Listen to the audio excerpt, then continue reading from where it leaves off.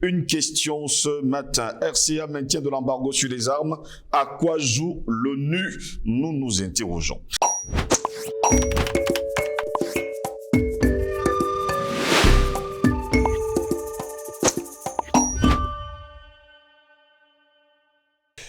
C'est toujours un réel plaisir de vous retrouver sur Panafricaniste TV. Mesdames, Messieurs, bonjour. Bienvenue à toutes et à tous pour cette autre édition de Parole panafricaniste. Eh bien, Mesdames, Messieurs, le Conseil de sécurité a renouvelé jusqu'au 31 juillet 2023 l'embargo sur les armes imposé à la République centrafricaine, tout en précisant que ces mesures ne s'appliquaient pas aux livraisons d'armes et de munitions, de véhicules et de matériel militaire destinés aux forces de sécurité centrafricaines, en adoptant par 10 voix pour et 5 abstentions, Chine, Fédération de Russie, Gabon, Ghana et Kenya. La résolution 2648 de 2022, le Conseil a également prorogé jusqu'au 31 août 2023 le mandat de groupe d'experts. Le Conseil a par ailleurs condamné fermement les attaques commises par les groupes armés de la coalition des patriotes pour le changement et demande au groupe d'experts d'envisager de proposer de nouveaux exposés des motifs afin qu'ils puissent être ajoutés à la liste si nécessaire. Par ce texte, le Conseil de sécurité se déclare en outre particulièrement préoccupé par les informations selon lesquelles les réseaux transnationaux de trafiquants continuent de financer et d'approvisionner des groupes armés en République centrafricaine et demande au groupe d'experts de prêter une attention particulière à l'analyse de ces réseaux et des menaces liées aux engins explosifs, notant en tout cas l'emploi de plus en plus fréquent de ces derniers. À une époque d'ailleurs, le porte-plume de cette résolution, qui était l'ambassadeur de France, avait déclaré qu'en adoptant ce texte, le Conseil de sécurité avait fait le choix de faciliter encore davantage les démarches pour permettre aux forces centrafricaines d'obtenir tout type d'armes et de munitions. Ce qui, à cette époque, eh bien, la France n'avait absolument rien fait. Ceci est un message fort en direction de la République centrafricaine, dont l'implication accrue est nécessaire dans la lutte contre la dissémination des armes livrées et pour le respect par les forces de défense et de sécurité des droits de l'homme et du droit international humanitaire, avait insisté d'ailleurs ce représentant. Mais il faut également le dire, eh bien, la France est puis le porte-plume de la Centrafrique. La délégation française a également exhorté les membres du Conseil à permettre au groupe d'experts de travailler dans les meilleures conditions en permettant sa nomination rapide. Au cours de l'année passée, on parle bien sûr de 2021 et surtout 2022, le blocage du groupe pendant plus de 8 mois a contribué à passer sous silence des faits graves tels que ceux survenus à Boyo en décembre 2021 ou encore à Albando en janvier. Ça, il faut également le dire. Si l'adoption de cette résolution avait globalement été saluée, le Kenya évoquant notamment une victoire pour la République centrafricaine, la Chine a toutefois relevé que, malgré l'assouplissement de l'embargo, il reste plusieurs points difficiles qui risquent de présenter des obstacles à l'amélioration de la situation. La délégation chinoise avait également estimé que les progrès observés dans le processus politique sont incompatibles avec un embargo complet sur les armes, arguant que celui-ci empêche le gouvernement centrafricain d'acquérir les armes nécessaires à sa sécurité, alors que les groupes armés illégaux continuent justement de s'armer. On a l'impression aujourd'hui que l'ONU se plaint déjà de savoir que la Russie avait déjà apporté ou alors apporte désormais des armes pour que le Centrafrique soit justement sécurisé. Voilà pourquoi nous nous interrogeons ce matin encore. RCA, maintien de l'embargo sur les armes. À quoi joue l'ONU? Puisqu'on parle jusqu'en août prochain. Pour répondre à nos questions, nous serons le docteur Jean-Paul Bellet, qui est astrophysicien. Il est notre invité ce matin. Docteur Jean-Paul Bellet, bonjour, bienvenue à vous. Bonjour Steve, bonjour à tous les téléspectateurs de Panafricaniste TV, bonjour à l'équipe technique. Je t'écoute, Steve. Eh bien, professeur Bellet, merci d'avoir répondu présent à notre invitation jusqu'au 31 juillet prochain. Toujours l'embargo sur les armes du côté de la République centrafricaine. Oui, effectivement. L'ONU est un machin, je ne suis pas le premier à le dire. Il a dit. Et on sait qui manipule le machin. C'est l'Occident, l'OTAN. Bon. D'ailleurs, le siège de l'ONU, c'est dans un pays de l'OTAN, à savoir les États-Unis. Hein. C'est une terre qui appartenait à Rockefeller. Il prétend qu'il a concédé à l'ONU. Voilà. Donc, ils gèrent tout là-bas, ils menacent les gens, ils font des pressions de tout genre. Donc, le secrétaire général même de l'ONU, Guterres, Il vient du Portugal, on connaît son parcours, hein, comme ça, au réfugié, c'est ça, oui. Avant ça. Bon, donc c'est un fonctionnaire qui est déjà bien maîtrisé, on sait pour qui il travaille. Quelqu'un qui nous a promis des millions de morts, 2 fois de suite, hein, pendant le coronavirus. Il a dit que ce sera la catastrophe en Afrique, il y aura des millions de morts. On n'a pas vu ces millions de morts. Et il a répété 2 fois. Une fois, ça va. 2 fois, aïe! Ça commence à poser des problèmes, quoi. Hein, et puis ça n'arrive pas. Avec son acolyte, un Africain, malheureusement, Gabriel Jesus. Oui, Gabriel Jesus. À l'OMS, quoi. À l'OMS. C'est tout qui gère là-bas. À travers il faut quand même dire, professeur, c'est quand même des salariés. Vous savez qu'ils sont des salariés. Oui, c'est des salariés. Justement, de leur maître. On connaît qui est le maître, les 13 familles. Voilà. Donc, ils sont vraiment fidèles. Donc, Guterres, on sait le bien qu'il pense pour l'Afrique. Tu comprends le contraire. Oui. Et tout le mal, en fait, qu'il pense pour l'Afrique. Donc, ça, je suis pas surpris. Ils ont compris qu'il y avait un mouvement d'émancipation en Afrique, de demande de souveraineté, de libération de tous les groupes terroristes, là, pour que le peuple, quand même, respire et commence à travailler pour avoir un meilleur niveau de vie. Ils sont pas favorables à ça. Voilà. Les pays qui acquièrent leur souveraineté en Afrique sont de mauvais exemples. Parce que, bien sûr, c'est qu'un Africain réussit, un autre Africain voudrait faire la même chose si c'est positif. Voilà. Donc, c'est un mauvais exemple que... en plus, il y a 2 pôles, là. Il y a en Afrique de l'Ouest, le Mali, le Burkina, et l'autre pôle, en Afrique centrale, la RCA. Donc, si les 2 pôles, maintenant, commencent à diffuser sur les à côté, en termes d'exemple, hein, parce qu'au niveau du peuple, c'est acquis. Nous, on n'est pas parmi les 3 pays cités, le Cameroun. Mais n'empêche que le panafricanisme est bien implanté au Cameroun. Exactement. Voilà. Donc maintenant, au niveau réalisation, en fait, c'est ça. Et donc, pour ça, il faut que le Centrafrique soit toujours dans une situation de précarité créée par les groupes terroristes qui font que jamais on peut s'atteler pour développer vraiment le pays, jamais le peuple est en paix. Il y a des déplacements. Quand les terroristes ne peuvent pas commencer à tirer, faut bien fuir. C'est donner à l'humain la peur est donnée naturellement à l'humain, il faut fuir le danger. Sinon tu y passes. Et si tu y passes, il n'y a pas le lendemain. Et si tu n'as pas le lendemain, qui ne dit pas que dans le ventre de la femme qui est restée là, qui s'est fait tuer, c'était le grand génie ou le grand libérateur africain, le demain. Ben, il faut qu'elle fuit pour le préserver. Ou alors pour donner naissance plus tard. On est d'accord? Donc, c'est la logique. Donc, eux, ils nous mettent toujours dans le précarité. Cette précarité, c'est ça qui a amené l'Afrique là où on est, avec l'esclavage. Ils ont créé du tourisme. Mais c'est ça qui a fait que les sociétés africaines ont été déstabilisées, Steve. Après, à la fin du 19e siècle, début 20e, en fait, ils viennent seulement paracheter le travail. Ils ont déjà chamboulé l'Afrique dans tous les sens. Voilà. Donc, il faut qu'on s'en sorte et ils ne veulent pas. Mais pas de chance pour eux. Par exemple, là, soi-disant, il y a un petit programme. Mais parce que, en fait, ils font que acter le fait que malgré l'embargo qu'ils imposent, le Centrafrique a quand même pu se développer. Ils trouvaient des partenaires qui l'ont armé. Exactement. Bon, maintenant, on aimerait aller, parce qu'il faut en finir. On ne veut pas seulement créer un équilibre de la terreur, disons des forces. On ne dit pas de la terreur des forces. La terreur, c'est pour les autres. Voilà. Mais ils veulent qu'on soit toujours dans ce cycle permanent. Toujours dépendant. Oui, toujours préoccupé par la libération du pays et jamais par le développement du pays. Voilà. Donc, ils veulent pas qu'il y ait une possibilité que les armes qui permettraient d'en finir définitivement avec l'autre camp. Parce que si l'armée centrafricaine, qui est déjà bien entraînée maintenant, a les armes qu'il faut, dans quelques mois, c'est fini, Steve. Les rebelles, là, on n'en parle plus. Mais eux, ils veulent pas ça. Les rebelles travaillent pour eux. Ce sont des traîtres à la nation. Donc, il faut donc continuer cette affaire d'embargo, parce que ce n'est pas justifié. Regarde, Steve, regarde, pour montrer la duplicité de l'Occident. Parce que Guterres est un occidental. Et l'ONU, c'est leur machin. Voilà. Au niveau du Mali, ils vont dire que c'est un gouvernement de transition. Donc, embargo. On est d'accord? Même la CEDEAO qui suit. Voilà.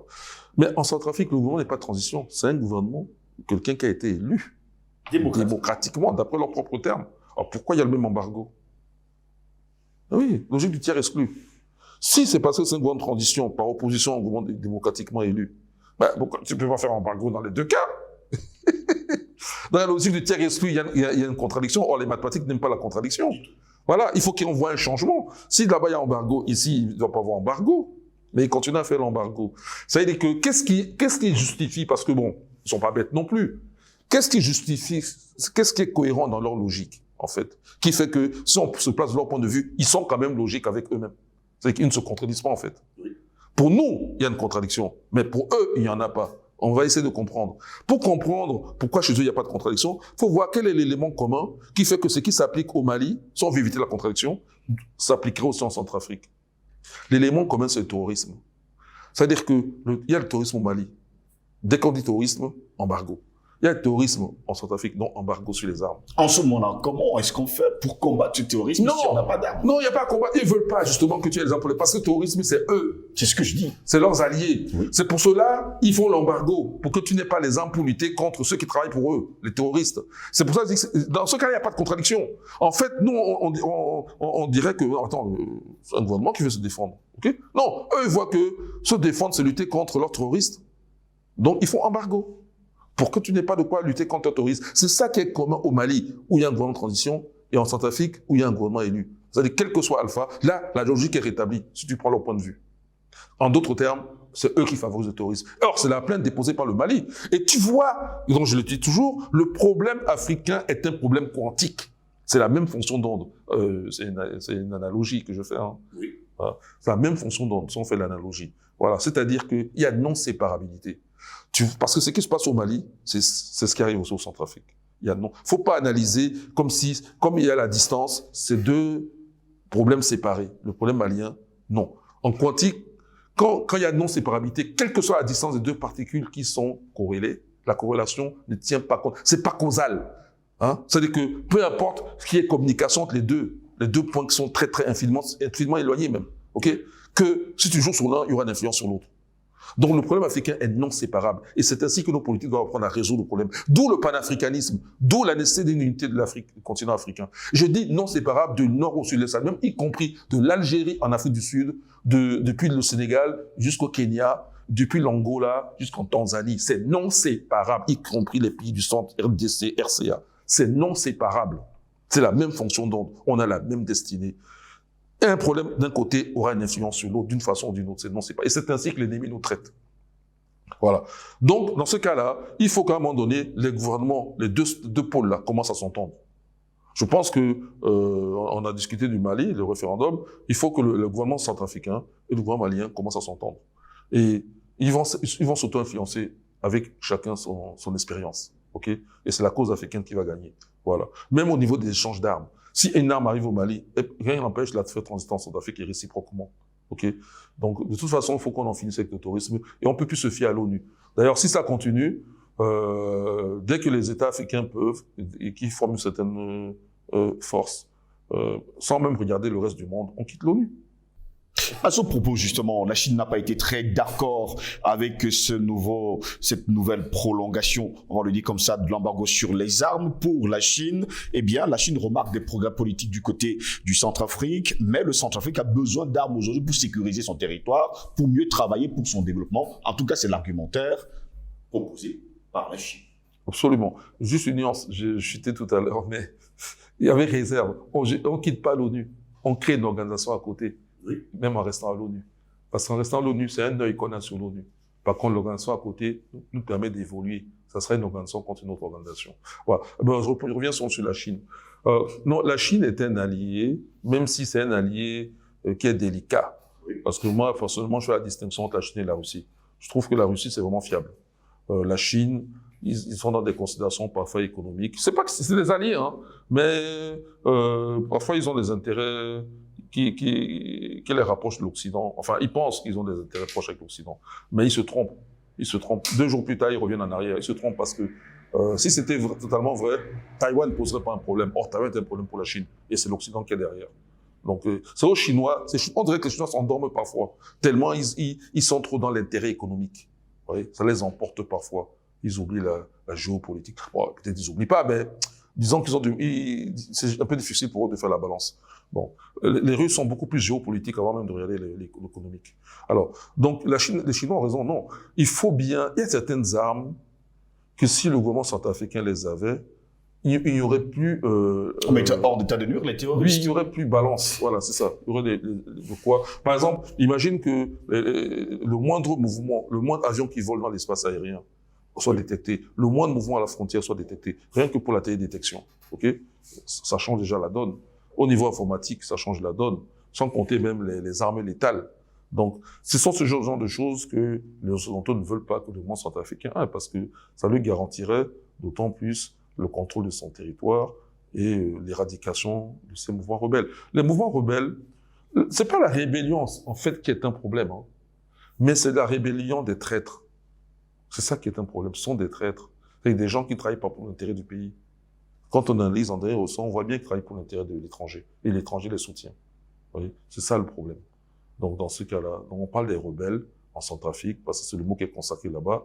Mais en fait, quand ils agissent, le mot qui est commun à toutes les situations, que ce soit au Mali, en Centrafrique, c'est le terrorisme.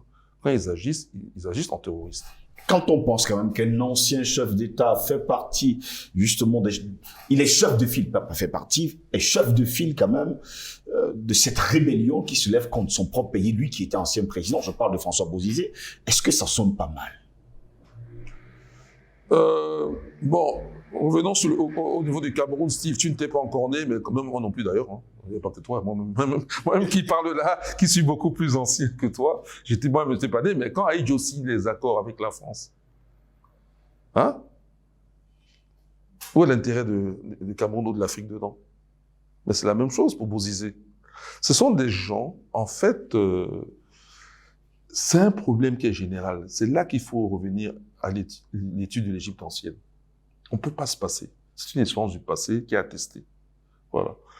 C'est-à-dire que des usurpateurs, je pense à la 26e dynastie, dans la classification des égyptologues, hein, oui. Où la dernière dynastie, c'est la 30e, avec les Nectanebo, Baken Renef. Son nom égyptien, c'est Baken Renef. Mais les égyptologues qui lisent la partie précisée, ils l'appellent Nectanebo. Donc, Baken Renef, Nectanebo, si tu veux, voilà, c'est la 30e dynastie. C'est le dernier pharaon autochtone. Parce qu'après, il y aura la dynastie des Ptolémées, là, qui finit avec Cléopâtre VII. Bon, alors, donc, je remonte donc de 30, je remonte en arrière à la 26e dynastie. C'est les pharaons comme les Psamétiques. Ça, ce sont des gens du nord de l'Égypte. Steve, Psamétique, lui-même, c'est un prince, hein, mais du nord, ok? Parce qu'il y a des princes de toute la région. Il y a aussi les princes du sud. D'ailleurs, la royauté là-bas, c'est le sud, c'est Thèbes, c'est au sud. Mais bon, lui, il est du nord, n'est-ce pas? Bon, Psamétique. Saïs, sa ville, c'est Saïs, au nord de l'Égypte. Voilà. Eh bien, les gens de la région de Saïs, comme les Psamétiques, Steve, envoyaient leurs enfants, écoute bien, dans la cour du roi d'Assyrie. D'abord, ils épousaient même des Assyriens sans problème. Mais ils envoyaient leurs enfants là-bas. Ils donnaient même leur fille aussi en mariage, ces Assyriens. Et ils donnaient des noms assyriens à leurs enfants. Ça veut tout dire. Quand tu sais que l'Égypte était, à cette époque, bien plus civilisée que la Syrie. Assyrie, hein, pas Syrie, Assyrie. Bon, ça couvre un peu la Syrie, l'Irak. Assyrie, Assur. En fait, le Y, c'est le U. Assur, c'est du grec, en grec, Upsilon. Assur, c'est leur dieu. Le dieu s'appelait Assur, leur grand dieu. Parce qu'on en a eu plusieurs. Assur. Ok? Donc, ils ont des noms. Leur roi, c'est comme les Assurbanipal. Ouais, il y a tout le mot Assur. Donc, ils donnaient des noms assyriens à leurs enfants. Mais comment tu appelles ça? Et quand les Assyriens arrivent, à l'époque, ce sont les pharaons venant du sud. C'est même pas le sud de l'Égypte, hein, du Soudan, Couche, qui sont là. C'est eux qui sont les pharaons des deux terres. C'est que, pas des deux terres, parce que le pharaon des deux terres, c'est l'Égypte. La Haute-Égypte, là-bas, c'est l'Égypte. La Haute-Égypte, c'est le sud, et là-bas, c'est le nord. Quand on dit pharaon, en fait, je vais corriger mes mots, parce que parfois, il y a des mots qui sont comme ça, mais c'est pas correct. Quand on dit pharaon des deux terres, c'est tout l'Égypte, ok? Mais là, je parle des pharaons qui règnent sur deux États, si tu veux. L'Égypte du nord au sud, et le Soudan. C'est ce que les égyptologues ont classifié comme la 25e dynastie. Elle a duré une centaine d'années. La 25e dynastie. C'est une dynastie qui vient pour se débarrasser de barbares qui occupaient déjà l'Égypte pendant presque 200 ans. C'est les Libyens. Les Libyens, bon, il y a toutes sortes de Libyens, mais les Libyens, à ce moment-là, sont des peuples étrangers, mais qui sont venus et qui, comme, au début même comme des mercenaires, et qui vont s'adapter, comme des envahisseurs, comme des mercenaires, et qui vont finalement s'adapter au pays. Et finalement, quand il y a un trouble, ils vont prendre le pouvoir. Ça va durer 200 ans. Mais c'est pas grave. Pour nous, les Africains, c'est pas un problème, en fait. On les assimile. Ils sont pharaons, c'est pas grave. Mais le problème, c'est que ils n'ont pas beaucoup évolué. Ils ont commencé à faire des scènes de barbarie, surtout sur le plan religieux. Donc c'est là que les prêtres de Thèbes demandent l'aide du roi de Couche. Et il arrive. OK? Et il met de l'ordre. Et pendant qu'il met de l'ordre, les princes du Nord, j'ai parlé de Psamétique, eux, ils collaborent avec les Assyriens. C'est-à-dire que maintenant qu'on en a fini. Parce que quand un des pharaons de la 20e dynastie, là, le nom de Shabaka, il a brûlé Bokoris, hein. Bokoris, bon, c'est tout un nom grec. Je ne vais pas chercher la version égyptienne, parce que de toute façon, il est d'origine. Enfin bon, c'est un Libyen. Et Bokoris, là, Je ne dis pas que tout cela fait mauvais, hein, parce qu'il y a le code Bokoris qui est connu. Non. Mais quand Pharaon Fabaka attrape Bokoris, il le brûle vif. C'est pour te dire comment les Égyptiens percevaient ces gens-là à ce moment-là. Oui. Voilà. Mais quand eux, ils viennent du Soudan, ils viennent en Égypte, ils sont repérés comme des libérateurs. Malgré ça, ils luttent contre les Assyriens qui commencent à monter. Et bien pendant que les autres, parce qu'il faut aller au Proche-Orient pour lutter contre les Assyriens, il y a des princes égyptiens, saïs là, qui eux donnent des noms assyriens et qui collaborent avec les Assyriens. Et c'est ainsi que le dernier des fonds qui a régné en Égypte va devoir retourner au Soudan. Ok, ça c'est Taharka. Il va devoir retourner au Soudan. Voilà, parce que il jette l'éponge, quoi. Okay? Donc c'est pour te dire que ça remonte déjà à cette époque-là. Parce que quand je parle de la 26e, bon, ils vont fonder la 26e dynastie grâce aux Assyriens, les Psamétiques. La 26e dynastie, nous sommes là vers entre 600 et 700 avant Jésus-Christ. Donc ça fait vieux déjà. Très bien. Donc ne sois pas étonné qu'il y ait des Bozizé. Bozizé n'est pas différent de Psamétique. Il est même pire que Psamétique. D'accord? Parce qu'au moins Psamétique, lui, il va devenir pharaon, on va quand même régner pour lui. En fait, pourquoi j'ai fait ce développement? Je ne perds pas mon fil. Je vais te dire maintenant pourquoi. Parce que c'est la notion de quelqu'un qui désire quelque chose qui ne lui revient pas de droit. Les princes de Saïd désiraient le trône, qui ne leur revenait pas de droit. Ils ont donc été se faire allier des Assyriens, qui étaient des envahisseurs, des étrangers, envahisseurs, et quitte à même donner les noms de leurs enfants, les noms assyriens de leurs enfants. Ils sont prêts jusqu'à ce niveau-là. Parce que c'est symbolique, mais ça veut dire quelque chose. Donc, Bozizé, c'est quelqu'un d'illégitime. Comment il arrive au pouvoir? Comment il veut se maintenir au pouvoir? Il est illégitime, le peuple n'en veut pas. Donc, il est prêt à toute alliance. La première alliance, c'est pour devenir président. Il a été président, non? Oui, il était président. Voilà, tu l'as dit. Voilà, c'est la France-Afrique. Il intègre la France-Afrique. Et aujourd'hui, il fait le terrorisme, il est prêt pour prendre le même pouvoir à massacrer tout son peuple. C'est pas différent. Je dis même, c'est même pire que Psamétique. Donc, il faut savoir que parmi nous, ça existe. ISIS, bon, faisons la légende, si on veut, puisque on ne sait pas si ça a vraiment existé ou pas. La légende ou le mythe, voilà, d'Osiris et Seth, c'est une réalité en Afrique. C'est-à-dire que même si c'est un mythe, ce mythe reflète une réalité. C'est pourquoi on garde ça en mémoire quand il y a le mythe. C'est-à-dire que Osiris, elle est née. C'est lui le roi qui doit succéder à son père Geb. Oui, mais Seth est jaloux. Seth a fait tuer Osiris 2 fois. Il a découpé en plusieurs morceaux. 2 fois. Première fois, il découpe sa femme. Vous pouvez lire la version de Plutarque n'est pas mauvaise, c'est un roman, mais ça donne une idée. C'est pas mauvais. Je dis pas que c'est la bonne version. La bonne version, c'est celle qu'on aura quand on aura le document égyptien qui est caché quelque part, retenu par ceux que tu connais. Mais en attendant, on peut lire Plutarque. Ça, c'est la version divulguée. Voilà. Et il le prend, il le découpe en plusieurs morceaux. Sa femme Isis le reconstitue. Parce qu'elle a réussi à négocier avec Dieu quoi, c'est irré. Oui. Voilà. Mais quand il refait ça la deuxième fois, parce qu'Osiris, il est bon. C'est l'homme, c'est l'être infiniment bon. Un Néfer. Un, c'est l'être. Tu vois? Un, en bas, ça, c'est néné, quand on dit néné. D'ailleurs, un néné, ou un en égyptien veut dire être, apparaître. En bas, ça, on a gardé néné. Tu vois? Un Néfer, Néfer. En bas, ça, on a gardé né. En fait, c'est Néfer. Né. On a gardé juste au bout, né. C'est bon. Bon, bien, tu vois, Néfer. Donc, c'est l'être qui est bon, quoi, tu vois. Et l'autre, lui, c'est le rouge, là, et lui, il est Osir Kémi. C'est Osiris, le noir. Il est Kémi, hein. Donc, ça veut dire tout dire. L'autre, c'est Seth Deshreti, ça veut dire lui, il est le rouge. Voilà. Et donc, le Seth, là, avec ses partisans, comme il ne mérite pas le trône, il va tuer son frère 2 fois. Et la deuxième fois, pas de chance, Isis ne retrouve pas le phallus. Parce qu'il a été mangé par un poisson. C'est la partie du corps qui a été jetée à l'eau. Et du coup, Osiris ne peut plus régner dans le monde des vivants. Il nous attend dans le monde des morts. C'est lui qui est le roi là-bas. Donc, quand tu meurs ici, là, en tout cas pour les Africains, hein, je sais pas pour les autres, tu te fais juger. Et si tu as réussi quelque chose, avant d'aller au paradis, tu as l'honneur de voir Osiris. Voilà. Donc, ce problème, même dans le mythe Isis-Osiris, dans l'histoire, j'ai parlé de pharaon de la 26e dynastie, donc psamétique, c'est un problème africain.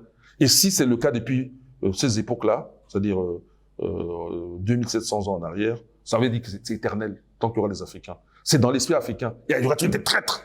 On ne peut pas effacer les traîtres de l'Afrique. Non, il faut que les Africains intègrent ça. Les traîtres font partie de l'ADN des Africains. Oui. Oui. D'abord, parce que c'est humain. Et un Africain est un humain. Mais, qu'est-ce que chez les autres humains? Parce que les autres humains, ce n'est qu'une fraction des Africains. L'Afrique, c'est le plus grand stock génétique du monde. Donc, Les variations sont plus nombreuses en Afrique, même au niveau de sensibilité. Tu comprends? Donc, tu peux arriver quelque part, ils se ressemblent tellement qu'il n'y a pas de traite là-bas, chez les Européens, par exemple. Ils s'entendent bien entre eux. Mais en Afrique, non. Parce qu'il y a une trop grande variété chez nous. Donc, pourquoi tu vas éviter? Non. Le mythe là signifie que nous ne fermez jamais les yeux. Chez nous, il y aura toujours des traîtres. Tant que les nations s'opposeront, à moins qu'il y ait unité totale du monde, mais tant que les nations s'opposeront aux nations, il y aura toujours des traîtres endormis en Afrique. On les appelle, comme j'ai parlé de Seth tout à l'heure, les Sétiens, les gens de Seth. On espère bien que ça va s'arrêter. Un Sétien. Et imaginons que le 31 juillet arrive, l'ONU va encore prolonger l'embargo sur les armes du côté du Centrafrique. Et il y a des chances que c'est ce qu'ils fassent. Mais dans ce cas-là... Oui, mais il y a ce qu'on appelle la rébellion. Ça, on a parlé de la rébellion. Je vais te qualifier la rébellion tout à l'heure. Dans le camp scientifique, ce sont des rebelles. Ce sont des terroristes. Mais nous, on peut faire la rébellion dans le bon sens. C'est pour ça que j'ai nuancé la rébellion. T'as vu? J'ai nuancé. Nous, on va faire la rébellion dans le bon sens. C'est pour libérer le peuple. On a droit. C'est pour ça que on condamne. C'est pas la rébellion qui a condamné. Mais c'est que ceux-ci sont contre le peuple. C'est des traîtres. Tu vois? Et c'est des terrorissts. Mais nous, on fait la bonne rébellion. Dans ce cas-là, le gouvernement scientifique doit se rebeller contre l'ONU. C'est pour ça que je dis même, on quitte pas l'ONU parce qu'il faut garder un œil là-bas. Mais il faut commencer à penser à une autre organisation, peut-être les BRICS, tu vois, qui est un peu plus dynamique, favorable à l'Afrique, disons au monde multipolaire, c'est-à-dire qu'il tient compte de beaucoup de sensibilités. Voilà. Dans ce cas-là, on fait la rébellion. C'est-à-dire que, quel que soit ce que l'ONU a décidé, d'abord, on demande, comme le font les Maliens, le départ de la MINUSCA. Déjà, ils dégagent. Ensuite, on n'écoute plus l'ONU. L'ONU peut dire tout ce qu'il veut. Dès que la MINUSCA s'en va, on fait ce qu'on veut aussi. On est souverain chez nous. Parce que, est-ce que Guterres, qui est secrétaire général de l'ONU, là, est-ce que un président africain pourrait donner un ordre au Portugal? Je pense pas. Et imposer quoi? Et puis quand Boutros Ghali était là, pourquoi ils ont viré Boutros Ghali? Parce que Boutros Ghali, il devait être réélu, hein. Pourquoi ils ont viré Boutros Ghali? Parce que Boutros Ghali ne faisait pas leur affaire. C'était un Africain, un Égyptien. Oui. Oui. Ils ne faisaient pas leur affaire. Même à l'UNESCO, pourquoi ils ont viré Mahathir Mbowe? Parce qu'à chaque fois qu'on votait là, et c'est toujours Mahathir Mbowe qui gagnait, jusqu'à ce que les États-Unis ont menacé de quitter l'UNESCO. C'est ce qu'ils ont fait d'ailleurs. Voilà. Et puis finalement, c'est Mayor qui a succédé. Mais pourquoi? Parce que Mahathir Mbowe faisait une politique qui ne leur plaisait pas, qui était favorable à l'Afrique. Mais c'est la même chose. Donc, si l'ONU est négative, et on l'a constaté, ben, nous, on va se rebeller. On n'a pas à... Parce qu'on peut pas. C'est que Boutros Ghali n'aurait jamais pu dire quelque chose contre le Portugal. S'il y avait une guerre au Portugal, guerre civile, on dit embargo sur les armes. Non, ils vont même pas écouter. Ils vont même pas écouter. Voilà. Donc c'est la même chose. Il faut que nous, on doit se faire respecter en tant qu'être humain sur cette planète. Les talmudistes ont dit qu'on était des demi-hommes, demi-singes et même des meubles. Le Code noir le dit. Ouais. Mais il faut qu'on leur fasse comprendre que hey, vous dites ça avec vos mots. Mais dans les faits, c'est pas ça. Nous sommes la première humanité. Donc il faut maintenant qu'on impose le respect. Donc, pour imposer le respect. Et puis nous sommes la première humanité. Comment t'as tué? Regarde comme Osiris. Tu as oublié à l'ordre du petit frère. Tu as l'aîné. Ok? Donc, la rébellion, ça veut dire que c'est une rébellion, elle est naturelle, Steve. On ne les écoute plus, on doit se libérer, on prend les armes. Qui se disent que c'est illégal ou pas, parce qu'eux, ils ont dit que... D'abord, eux, c'est qui? Eux, la communauté internationale, d'abord, c'est qui? Hein? Non, mais attendez, c'est quelques personnes qui, parce qu'ils ont la force militaire, mais donc nous, on doit acquérir cette force. Et pour l'acquérir, il ne faut plus les écouter, puisque ce sont nos ennemis. En fait, on écoute nos ennemis. Comment on peut se soumettre à nos ennemis? C'est comme si on ne savait pas encore que ce sont nos ennemis. Je dis que moi, j'ai compris où sont nos ennemis. Ces gens-là sont nos ennemis. S'ils sont nos ennemis, tout ce qu'ils disent là, dès que c'est favorable, ça ne nous est pas favorable, on n'a pas à les écouter, puisqu'ils agissent en ennemis. Donc, si au mois d'août, cet embargo est reconduit, il faut seulement dire c'est nul, non avenu. Il ne faut plus en tenir compte. Merci beaucoup. Docteur Jean-Paul Bey d'avoir été le nôtre. Donc, c'est un problème de rapport de force. Le combat n'est pas fini. Et comme disait Sankara, la patrie ou la mort nous vaincra. La patrie ou la mort nous vaincra. Merci Steve. Merci à vous également, mesdames, messieurs, de nous avoir suivis. Au plaisir de vous retrouver très prochainement. Restez sur nos plateformes numériques. Partagez, likez au plus grand nombre. Au plaisir de vous retrouver très prochainement. Bonne journée à toutes et à tous.